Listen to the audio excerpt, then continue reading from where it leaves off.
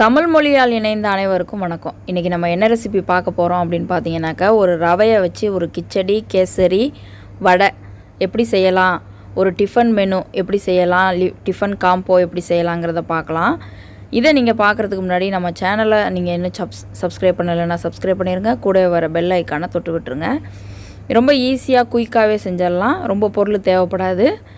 இப்போது ஒரு கடாயில் 1 டேபிள் ஸ்பூன் நெய் விட்டுருக்கேன். நெய் நல்லா ஹீட் ஆனதுக்கப்புறம் 1 கப் ரவையை அந்த நெய்யில் நல்லா சேர்த்து பொன்னிறமாக நல்லா வறுத்து தனியாக ஒரு பிளேட்டில் எடுத்து வச்சுக்கலாம்.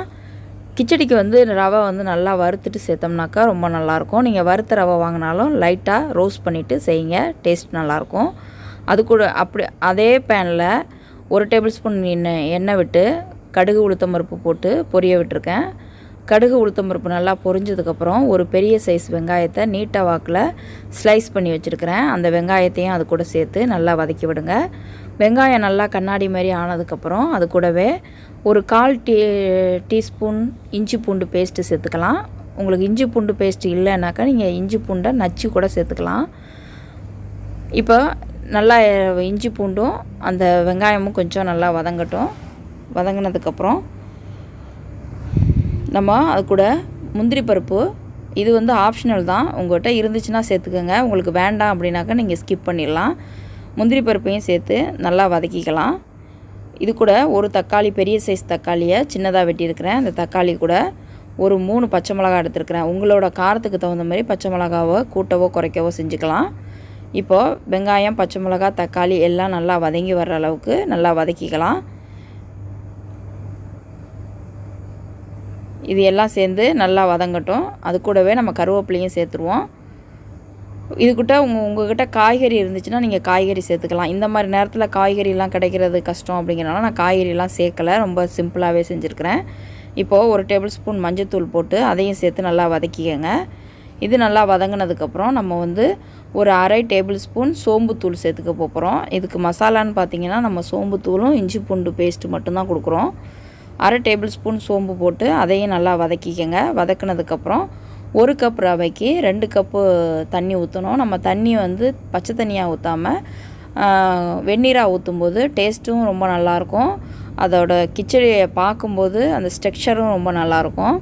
அதனால் நான் வெந்நீர் காய வச்சுருக்கிறேன் பக்கத்தில். இப்போ இது நல்லா வதங்கினதுக்கப்புறம் 1 கப் ரவைக்கு 2 கப் தண்ணி ஊற்றணும். இப்போ நம்ம 2 கப்பு வெந்நீர் ஊற்றிக்கலாம்.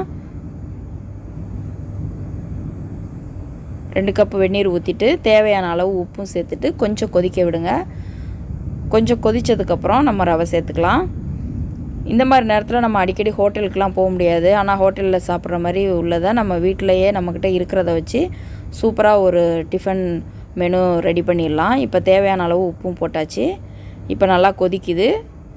கொதிக்கும் போதே நம்ம தனியாக எடுத்து வச்சுருந்த ரவையை அது கூட சேர்த்துடலாம். ஒரு 30 மினிட்ஸ்லேயே இந்த மெனுவை நம்ம செஞ்சு முடிச்சிடலாம். ரவைங்கிறனால ரொம்ப நேரம்லாம் எடுக்காது உங்களுக்கு.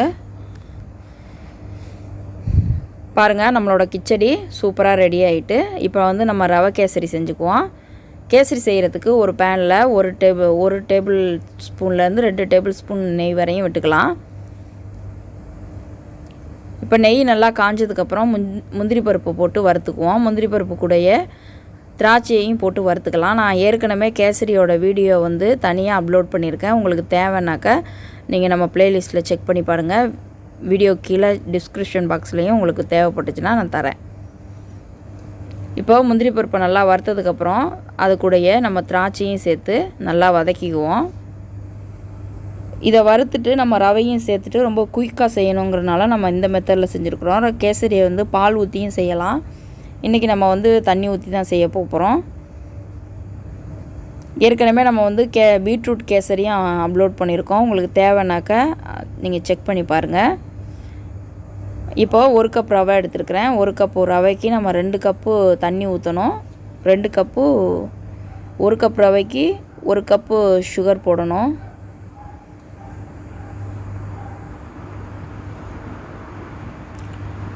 இப்போது 2 கப்பு வெந்நீர் ஊற்றியாச்சு. வெந்நீர் ஊற்றிட்டு நம்ம கலருக்கு தேவையான அளவுக்கு கலர் பொடி சேர்த்துக்கோங்க. இப்போது கொஞ்சம் உப்பு போட்டுக்குவோம். நம்ம ஸ்வீட் ஐட்டத்துலலாம் உப்பு சேர்த்து செய்யும்போது தான் அந்த ஸ்வீட்டை வந்து அது நல்லா எடுத்து கொடுக்கும். அதனால் நம்ம இப்போ ஸ்வீட் சேர்த்துக்குவோம். இப்போ எல்லாம் சேர்த்து நல்லா வெந்து வந்துடும். வெந்து வந்ததுக்கப்புறம் நம்ம வந்து ஜீனி சேர்த்துக்கலாம். ஜீனி வந்து ஃபஸ்ட்டு நான் ஒரு 1/2 கப் சேர்க்குறேன். அதுக்கப்புறம் ஒரு 1/2 கப்பு சேர்க்குறேன். உங்களுக்கு இது கூடன்னு தோணுச்சுன்னா நீங்கள் உங்களோட டேஸ்ட்டுக்கு தகுந்த மாதிரி நீங்கள் குறைச்சி செஞ்சுக்கலாம். இன்றைக்கி செய்கிற எல்லா ஐட்டமுமே நம்ம ரவையில் தான் செய்ய போகிறோம். வடை கூட ரவையில் தான் நம்ம வடை செய்கிறோம். பாருங்கள் எல்லாம் வெந்து நல்லா வந்துருச்சு. இப்போது நம்ம ஜீனியை சேர்த்துக்கலாம். இப்போ நான் வந்து ஒரு 1/2 கப் ஜீனி சேர்த்துக்கிறேன். அதுக்கப்புறம் ஒரு 1/2 கப் ஜீனி சேர்த்துக்கிறேன். உங்களோட சுகரோட லெவலை பார்த்துக்கிட்டு நீங்கள் சேர்த்துக்கலாம்.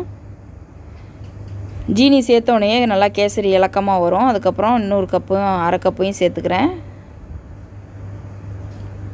சேர்த்து நல்லா கிண்டி விடுங்க. நம்மளோட கேசரியும் அட்டகாசமாக ரெடி ஆகிட்டு ரொம்ப ஈஸியாகவே நம்ம செஞ்சிடுச்சோம்.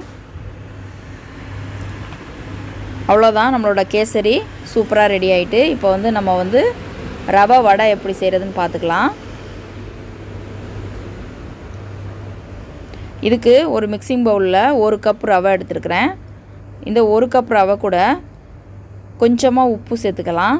உப்பு சேர்த்துட்டு வெங்காயம், பச்சை மிளகா, இஞ்சி, கருவேப்பிலை, உங்கள்கிட்ட கொத்தமல்லி இருந்தால் கூட நீங்கள் கொத்தமல்லி சேர்த்துக்கலாம். எல்லாத்தையும் வெட்டி வச்சுருக்கிறது எல்லாத்தையும் சேர்த்துட்டு நம்ம 1 கப் ரவைக்கு 1 கப் தயிர் சேர்த்துக்கலாம். நம்ம இதில் தண்ணியெலாம் ஊற்ற போகிறதில்ல. தயிர் சேர்த்துட்டு இதை நல்லா கலந்து விட்டுக்கோங்க. இது கூடவே நம்ம 1 டேபிள் ஸ்பூன் அரிசி மாவும் சேர்த்துக்குவோம். அரிசி மாவு சேர்த்துட்டு உங்களுக்கு வேணும்னாக்க பேக்கிங் சோடா கூட சேர்த்துக்கலாம். நான் வந்து சேர்க்கலை. அது கூட நான் வந்து சில்லி ஃப்ளெக்ஸ் சேர்த்து நல்லா மிக்ஸ் பண்ணி ஒரு 10 நிமிஷம் ஊற வச்சுட்டு அதுக்கப்புறம் வடை மாதிரி தட்டி நம்ம எண்ணெயில் போட்டு பொரித்து எடுத்துடலாம். ரொம்ப ஈஸியாகவே செஞ்சிடலாம். இந்த வீடியோவோட லிங்க்கும் தனியாக நான் கொடுக்குறேன். உங்களுக்கு தேவைப்படுறவங்க செக் பண்ணி பாருங்கள். இந்த மாதிரி லாக்டவுன் டயத்துலேயும் நம்ம வந்து வீட்டிலையே ஒரு டிஃபன் மெனு அட்டகாசமாக ரவையை வச்சு ரொம்ப குயிக்காகவே ரெடி பண்ணிட்டோம். ஹோட்டலுக்கு போய் சாப்பிட்ற ஃபீலிங்கோட 1 கப் காஃபியோடு சாப்பிடும்போது ரொம்பவே பிரமாதமாக இருக்கும். கண்டிப்பாக ட்ரை பண்ணி பாருங்கள். நம்ம சேனலை சப்ஸ்கிரைப் பண்ணுங்கள். உங்கள் ஃப்ரெண்ட்ஸோடு ஷேர் பண்ணுங்கள். தேங்க்யூ.